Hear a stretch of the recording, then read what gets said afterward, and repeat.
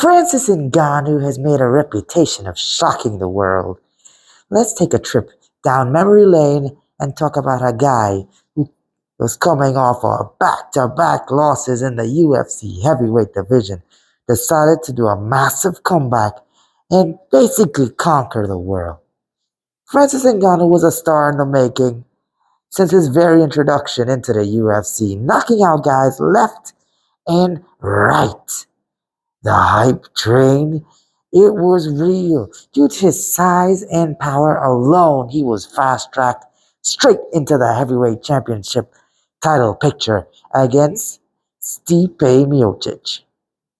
And that hype train I mentioned earlier, it was quickly derailed. Stipe, for the first time, what was that? Stipe, for the first time, man, did he make Ngannou look human. He wore him down with the wrestling, and Ngannou had no gas left. He couldn't land any of his famous power punches on Stipe and got carried into deep waters over the course of 5 rounds. It basically looked like he had no business being in there with Stipe Miocic. He then made a comeback against a fellow power puncher in the Black Beast, Derrick Lewis. It was an instant heavyweight classic in the making. Two knockout artists ready to throw it down in the octagon, and boy oh boy, was that not the case. We ended up seeing a 15-minute staring contest. Man, was that boring. At this point, everyone was saying, the hype's over. Francis Ngannou is done. And as we thought that the hype train was fully dead, the guy still had some fights left in his contract. The UFC put him against a former foe in Curtis Blades, and man, did he dispatch of him quickly. 45 seconds is how long he took to dispatch of his former foe. And Curtis Blades was on a tear at the time. Francis Ngannou, was he back? Was it a one-time thing? Those are the questions at the time. He was then tasked with welcoming back Cain Velasquez, one of the greatest heavyweights of all time, back into the UFC. And whether you want to call it a fluke injury or a knockout, Cain was disposed of inside the first round, tweaking his knee. And, at this point, there was hope for Francis Ngannou, but it was still potentially a fluke written all over it, right?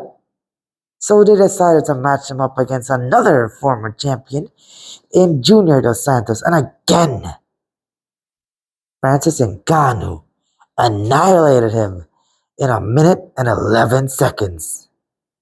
The UFC said, okay. Let's put him against another undefeated knockout artist who was on the rise at the time. Jairzinho Rozenstruik, who just fought last week and won, by the way, 20 seconds or less to take the lights out. Ngannou was back. Everybody was back on the hype train. He officially earned the rematch to the guy who broke him, Stipe Miocic. The first fight was complete domination by Stipe. And the second fight, complete domination again, but this time by Francis Ngannou. He stuffed all of Stipe Miocic's form of offense. Whether it's wrestling or striking, he stood no chance. Francis Ngannou put him out in 2, and a new champion was born. Almost a year later, he was matched up against a former training partner in Cyril Gane. A never-before-seen kind of heavyweight, striking and footwork of a genius, with the familiarity of being a former training partner, in addition to his amazing striking skill set. The stage was set for an intense matchup, and Francis Ngannou yet again showed the world what he can do, not only with knockouts.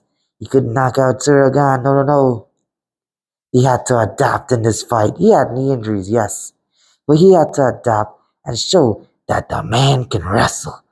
He beat Cyril Gane through a grinding wrestling victory. But that was the end of him for the UFC. After that, he had some contract disputes.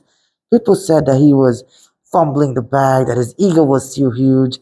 He's overvaluing himself. And he basically talked his way out of a UFC contract.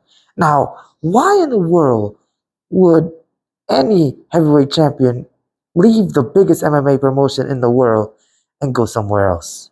That's exactly what Francis Ngannou did. But the amount of hate that was being thrown his way, he didn't let it get to him. He signed with the PFL in a very, very lucrative deal that allowed him to do what he originally wanted to do when he set foot in a gym, and that's box. Who would be his first boxing opponent? None other than one of the best heavyweights of all time. The best heavyweight available at the time as well, the Gypsy King, Tyson Fury. You know, Tyson Fury may not be a guy who can put your lights out, but he can make you look foolish all night. And Ngannou doing everything that he did with the UFC and leading up to the fight, you know, he was basically stacking all the chips against himself. You know, lining himself up for failure. And let me tell you guys, the dude showed out in the boxing match, knocking down Tyson Fury and not even paying for it. The decision eventually went to Tyson Fury, and a lot of people called it a robbery, including myself.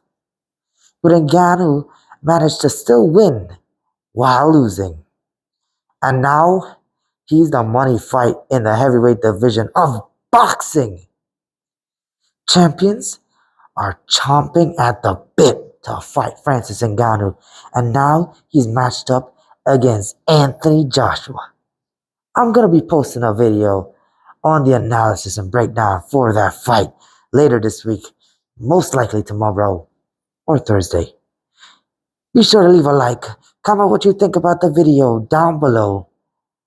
Subscribe, follow me on TikTok, follow me on Twitter, support the channel on the Patreon. I'll catch you in the predictions and analysis video, and I'll see you in the next one. Until then, game time.